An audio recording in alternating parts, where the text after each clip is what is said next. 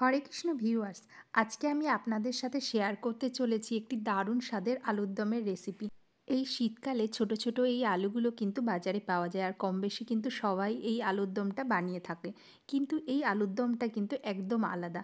তো চলো তোমাদের সাথে রেসিপিটা শেয়ার করে দিই, কেন এই আলুর দমটা আলাদা তোমরা দেখতে থাকো। সবার প্রথমে আমি এই বোলে একটু জল নিয়ে নিয়েছি। এই আলুগুলোকে খুব ভালোভাবে কিন্তু এই জলের মধ্যে দিয়ে কচলে কচলে ধুয়ে নেব। আমি 2-3 বার এই আলুগুলো ধুয়ে নিয়েছি, আরও 1-2 বার এই আলুটাকে ধুয়ে নিতে হবে। এই আলুর গায়ে মাটি থাকে, তাই খুব ভালো করে পরিষ্কার করে নিতে হবে। আলুগুলোকে এবার আমি জল থেকে তুলে নেব। ভালো করে ধুয়ে নেওয়ার পর এবার আলুগুলোর আমি খোসাটা ছাড়িয়ে নেব।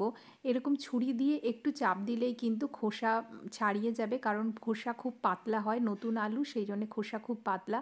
আর যতটুকু খোসা থাকবে অসুবিধা হবে না। খোসাটা ছাড়িয়ে নিয়ে ভালো করে আলুগুলোকে আরেকবার ধুয়ে নেব। আর এই আলুর দমটাকে স্পেশাল করে তুলতে যেটা আমি ব্যবহার করব সেটা হলো এই রাজমা। এই রাজমা দিয়েই আমি আলুর দমটা বানাবো, কিন্তু একটু অন্যভাবে বানাবো। তো দেখতে থাকো। ভালো করে রাজমাটা ধুয়ে নিয়ে এর খোসাটাকে ভালো করে ছাড়িয়ে পরিষ্কার করে নিতে হবে। একটু চাপ দিলেই কিন্তু খোসাটা খুব সহজেই ছাড়িয়ে যাচ্ছে। বেশিক্ষণ ভিজিয়ে রাখলে খোসাটা খুব তাড়াতাড়ি তোমরা ছাড়াতে পারবে এইভাবে।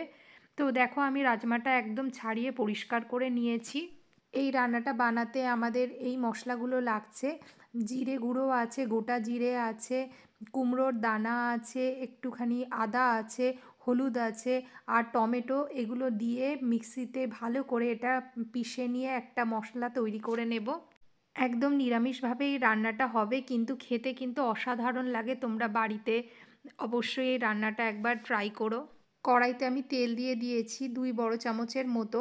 এবার আলুগুলোকে তেলের মধ্যে দিয়ে দেব, খুব গরম তেলের মধ্যেই দিয়ে দেব। আলুগুলোকে তেলের মধ্যে দিয়ে উপর উপর করে একদম লাল লাল করে ভেজে নিতে হবে। ঢাকা দিয়ে আলুগুলোকে ভাজবো না, উপর উপর লাল লাল করে ভেজে নিতে হবে। ভিতর থেকে অতটা এখন সেদ্ধ হবে না, উপরে শুধু লাল লাল হলেই এটা ভাজা ভাজা হয়ে যাবে। আর এদিকে দেখো, মশলাটা আমি বেটে নিয়েছি। একদম খুব মসৃণভাবে মশলাটা বেটে নিতে হবে, যেন কোনো দানা না থাকে। আলুটাকে ভালো করে ভেজে নিয়েছি। এবার আলুর মধ্যে মশলাটা আমি দিয়ে দেব। মশলাটা আলুর সাথে ভালো করে একটু নাড়িয়ে চাড়িয়ে নিয়েই কিন্তু আমি এই খোসা ছাড়ানো রাজমাগুলো দিয়ে দেব। এবার কিন্তু ভালো করে মশলাটা কষিয়ে নিতে হবে। আমি তেল ছাড়া না পর্যন্ত মশলাটা কষিয়ে নেব। 5 থেকে 7 মিনিট মশলাটা কষিয়ে নিতে হবে।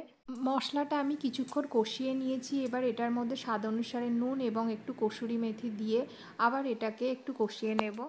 এবার এটার মধ্যে আমি 1 চামচ মতো গরম মশলা দিয়ে দেব। এটা আমি বাড়িতে তৈরি করেছি।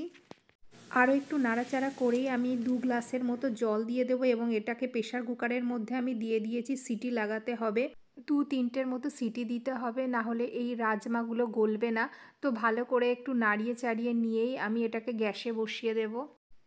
গ্যাসে বসিয়ে দিয়েছি। এবার 2-3টে সিটি পড়লেই কিন্তু একদম রেডি হয়ে যাবে। আমাদের কিন্তু আলুর দম একদম রেডি হয়ে গেছে। তো চলো তোমাদেরকে দেখিয়ে দিই।